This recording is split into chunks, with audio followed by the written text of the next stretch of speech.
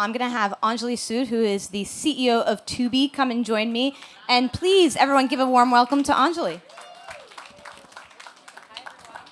This is not Anjali and mine's first rodeo. We did this when you were the CEO of Vimeo. Yes. And I keep coming back. Love that. Thank you. I like Vimeo a lot, but I got to say, this is going to be a much more fun conversation. We're not talking B2B tech. We're talking Super Bowl. So Tubi made huge news this year when you were the first platform to put the entire Super Bowl on streaming for free. And that drove a record number of streaming viewers. Congratulations. Thank you. What were your learnings from that you would share with the world, but also just other networks who are trying to navigate how they balance the linear versus streaming Super Bowl conundrum? Yeah, so I mean, you heard Karthik talk a little bit about this, but for sure, learning number one is when you can offer live sporting events that are also cultural moments, when you can offer them for free, and you can intentionally try and drive young, female-forward, multicultural audiences, it works. It expands the pie, and that's what we saw. We had 24 million viewers on Tubi on game day. 40% were between the ages 18 to 34. We indexed younger, more female, more diverse, and it was great. It's great for the league. It's great for fans. And I think you'll see us do more of that, and hopefully you'll see more of that in general. I think the thing that we also learned, though, is you do have to meet audiences where they are. And one of the ways that we engaged with those fans, we marketed via digital influencers. We had TikTok stars telling their friends about the game. We had a red carpet before the game with Olivia Culpo talking about the fashion. We had a live interactive shopping experience. And we had brands, beauty brands, like Elf Beauty, advertising there. So I do think you have to know who your audience is. You have to focus on serving them well, but you can expand the pie. And then I think there was another topic that Karthik brought up around discoverability. It is a challenge. And I'd say another thing that we learned was we did partner with all of the Rokus, Amazons, LGs, Vizios of the world to just make it super easy for Americans when they turned on their television that day. It was very clear and easy to find where you can watch the game for free. And that took a lot of, I think, industry partnership. And I think that made a really big difference. So these are all things that I hopefully will just be doing more of. So on the industry partnership side, obviously all rising tide lifts all boats because everyone benefits if they are getting more attention, whether you're the TV operating system or you're the free TV app.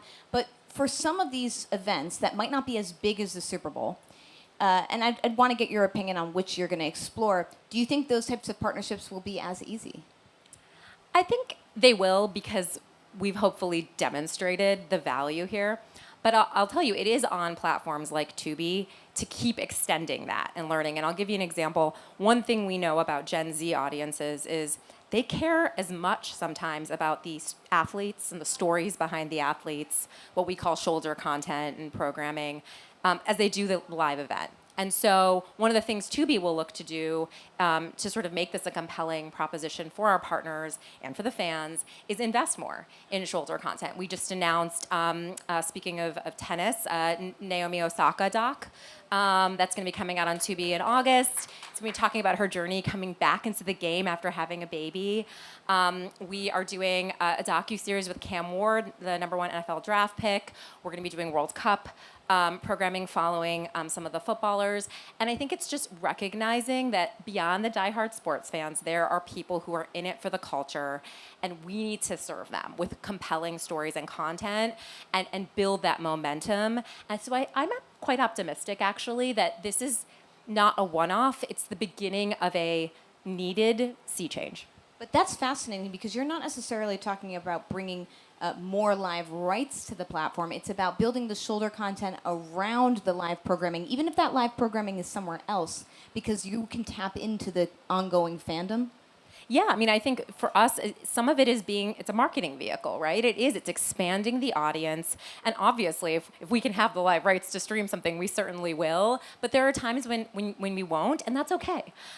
Because again, it's more about showing those diehard sports fans that there's something in this that's exciting. And I do think across different kinds of sports we're seeing this, and it is real.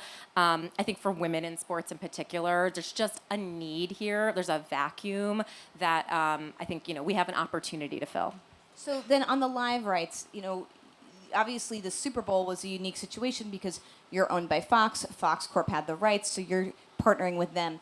Is there ever a world that you think where Tubi will go after its own live rights outside of what Fox has? Yeah, I think the answer is we would if we could make the math work, but it's very expensive today, and I think it's a hard strategy in this current sort of environment to scale. But obviously, we're playing the long game, and as we grow, we just crossed 100 million monthly active users.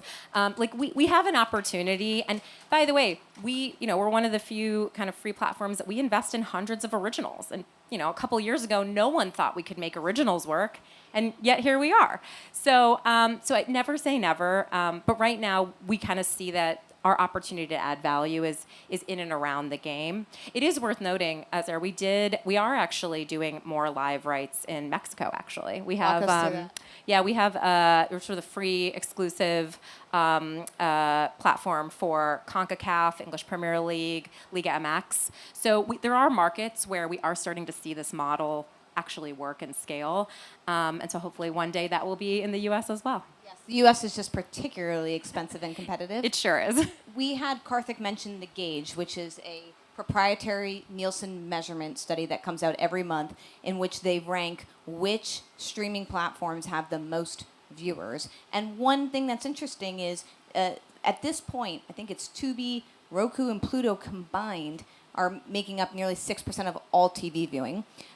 Do you measure success based off of that metric, the number of minutes, the number of viewers, or is it something else that you're using to determine whether or not Tubi is growing? I know you mentioned 100 million monthly active users. What's the right way to be thinking about it? I mean, look, I think certainly if you're a free ad-supported business like ours, engagement, your audience being engaged in earning their time and attention, which is extremely scarce, I think is the metric.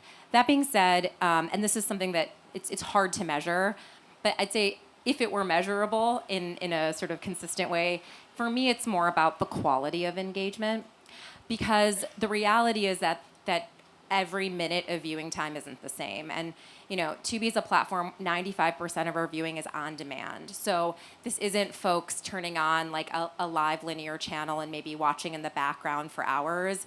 This is more like a free Netflix viewing experience. It's lean forward. People are choosing to watch that content. And I think for us, we want to keep driving that level of engagement. And we even look at like our social channels and how much commentary there is. And are people coming back? Are they Tubi fans? Are they advocates for us? I think more and more that's going to be really important because we're in a super competitive market for consumer attention. And for advertisers, obviously they care a lot about putting their ads and paying to put their ads in front of audiences that are paying attention and that are actually going to buy. So for the advertising piece, obviously Tubi itself is become a very lucrative business for Fox. That's something that your CEO, Lachlan Murdoch, talks about all the time. But you're also an additive business for Fox itself, right? Like if you want to be more digital, target more people, it's hard to do that necessarily with a national broadcast network. So how do you guys arrange that? Are you teaming up with them? Are you going to market together? What does that look like? Yeah, I think, when I first joined Tubi, we were a Silicon Valley startup that had been acquired, and sort of in classic form, we kind of running it on our own, doing our own thing, and there's a lot of power in that. You can move fast, you can be entrepreneurial, you can be focused.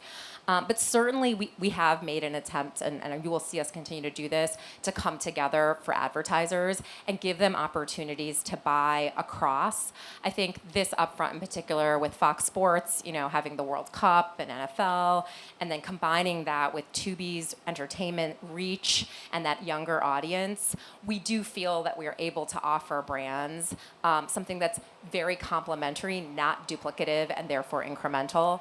And that is very valuable. And I think just more broadly, yeah, like our focus is, we focus on those younger audiences, those cordless audiences, so it should be expansive. And every time as we grow, we're not taking away from the traditional Fox business, we're actually helping expand from there. So, we will continue to work together, and I think there's so much more we can do. Okay, so we have Charlie Collier in the audience from Roku, so this might get awkward, but I do have a question for you.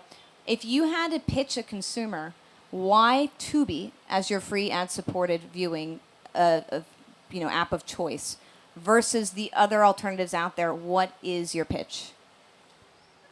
We're free Netflix. We have the world's largest collection of free movies and TV series, hundreds of originals, all super culturally relevant, and we put viewers first. We're everywhere.